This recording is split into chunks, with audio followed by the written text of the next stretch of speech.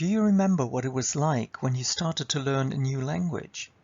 Do you remember the difficulties you had when you didn't understand everything that was said? This short presentation is about some of the difficulties learners face when they start to learn a new language, and also how teachers can help them to overcome such difficulties by providing language support. The presentation is divided into 4 parts. First of all, the main challenges for learners will be briefly outlined. The second part deals with one of the key concepts with respect to language support, namely scaffolding. The third part deals with interactional strategies that can be used to support learners.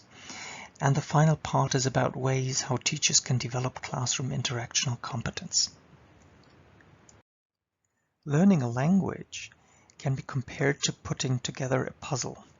At first, you're confronted with a huge amount of individual pieces of the puzzle, basically a huge mess. The main task is to find individual pieces that fit together to form a meaningful unit. Gradually, more and more matching pieces can be found, which together form a large picture. And from time to time, it's good if you can get some assistance from somebody who helps you to find the missing pieces. So what exactly are the main challenges for learners? First of all, learners, in particular beginners of course, are confronted with a number of linguistic problems that every language learner is faced with. For example, segmenting a stream of sounds into meaningful units, decoding the meaning of unknown lexical items, finding out about sentence meaning, and so on. Learners may also have problems in speaking and writing when they want to convey their messages. They simply can't express themselves in the same way as in their mother tongue because they lack certain words or grammatical structures. Another analogy that is often mentioned in the context of foreign language learning is the construction of a building. When a house is built, it is necessary to erect a scaffold so that the house does not collapse. The term scaffolding in foreign language teaching, according to Gibbons, refers to a special kind of help that assists learners to move towards new skills, concepts, or levels of understanding. The idea is that scaffolding is only temporary. As soon as the house is finished, it will be dismantled.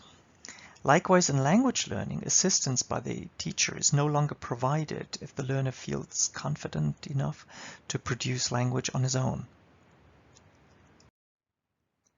The scaffolding concept is closely linked to Vygotsky's zone of proximal development. The zone of proximal development refers to the difference between what a learner can do without help and what he or she can achieve with some guidance and encouragement from a skilled partner, for instance, a parent or a teacher. The word proximal refers to those skills that the learner is close to mastering. Vygotsky believed that when a student is in this zone, providing the appropriate assistance will give the students enough of a boost to achieve the task. So according to Vygotsky, through the assistance of a more capable person, a child is able to learn skills that go beyond the child's actual developmental level.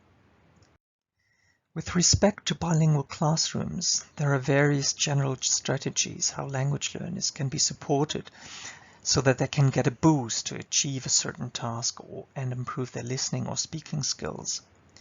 The first step is to find out about the learner's needs and difficulties, as in this example. Learners may signal if they still have problems in understanding something, or whether they need a little bit of help, or whether they do not need any help at all because they feel they're experts already and could even replace the teacher. This example shows that interaction between teachers and learners is crucial, which would also include that teachers constantly negotiate meaning with learners. This would also imply that a safe and positive learning atmosphere is created in the classroom. It is also essential to provide comprehensible input, a term Stephen Krashen's once used. This means that linguistic input has to be modified to such an extent that it can be understood easily by the learners. This can be achieved, for example, by using gestures, by simplifying linguistic structures, or by repeating things. At the same time, however, teachers have to make sure that they also move slightly beyond the current level of a learner's competence so that learning can actually take place. So this corresponds to Vygotsky's zone of proximal development. Input alone is not sufficient, however. In order to become fluent in a language, learners also need to have plenty of opportunities to talk, which allows them to experiment with language structures and automatize the use of expressions. In other words, interacting with learners and negotiating meaning is essential in the classroom. That's why it is also crucial to elicit responses from learners. The most common form is, of course, to ask questions. Teachers often ask so-called display questions, as in the first example. What do you see in the picture? Teachers often ask questions to which they know the answer already, often to check comprehension. Students try to guess what the teacher wants to hear and usually answer in a very short form. In a third step, the teacher evaluates the utterance and praises or corrects the student. This pattern is very common in the classroom and leads to teachers ultimately speaking much more in class than their students. So-called referential questions, as in the second example, are open questions that give learners the opportunity to produce longer utterances. These questions also have the advantage that they're usually much more motivating for students. In addition to these general strategies, there are also special scaffolding strategies that teachers can use to provide language support to learners. This can include strategies such as speech modification, contextualization, bridging and prompting, as well as recasts and corrective feedback.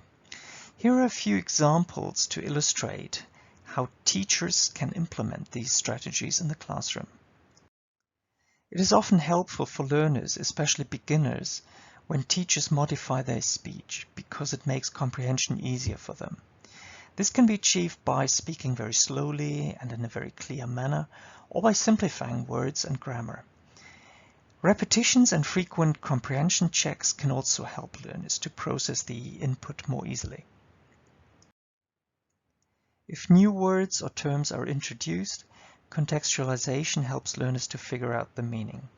This can be done either verbally or non-verbally, for example by giving examples or definitions, or by paraphrasing a term which might be unknown, or simply by visualizing it somehow, for example by making gestures or by showing pictures. Word fields can sometimes be a helpful tool as well to show learners how words are related to other words, or how they can be categorized. In this way, they may also expand their vocabulary.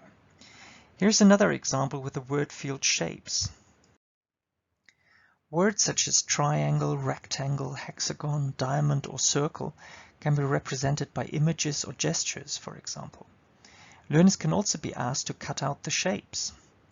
A verbal contextualization is of course also possible by explaining the shapes. For example, a circle is round, or by giving examples. The sun looks like a circle. If a teacher notices that a learner is looking for a word or a phrase, strategies such as bridging or prompting can be used. In this case, the teacher suggests appropriate words that may express what the learner wants to say, as in the example here. This means that linguistic bridges are built for the learners so that it becomes easier for them to get their messages across. Simple clarification questions may also help to negotiate meaning between teachers and learners, as in the following example. The teacher says, "You can say it in German." The learner then uses a German word, hoping that the teacher will understand it. "We were grillen." The teacher, who doesn't speak enough German, then asks a clarification question to find out whether he has understood correctly what the learner wants to say. Barbecue? Cooking? Is that what you mean? So again, the meaning is negotiated here in this example. Recasts are reformulations by the teacher that take up an incorrect utterance of the learner and change it slightly so that it is correct. This happens usually in a very implicit way, so that the normal conversation is not interrupted, as in the example here, where the learner uses a wrong collocation.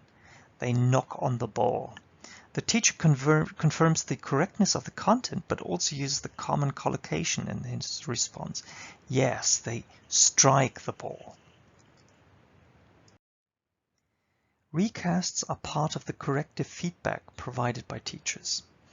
It is of course also possible to correct learners very directly and explicitly, as in this example, where the learner uses the wrong past tense form, spreaded, and the teacher explicitly points out the mistake. No such word as spreaded, spread, which is then correctly repeated by the learner. The advantage of such explicit error correction is that you can make the learners aware of the error immediately, but then the focus is on the form, not on the content. Implicit corrective feedback has the disadvantage that learners may not necessarily notice the correction immediately, but it has the great advantage that the natural flow of conversation is not interrupted. Overall, both teachers and learners should develop an ability which Walsh called classroom interactional competence. That is, to have the necessary tools and strategies to negotiate meaning successfully, mainly in collaborative dialogues, and to create space for learning. When learning a new language in a bilingual or in an immersion classroom, learners are faced with numerous difficulties and challenges. In a way, it's a sink or swim situation. Learners will definitely be grateful if they are offered help by the teacher. So, to end with a final analogy, providing language support and using interactional strategies is also a bit like throwing a life belt into the water, which learners may reach for if they need it.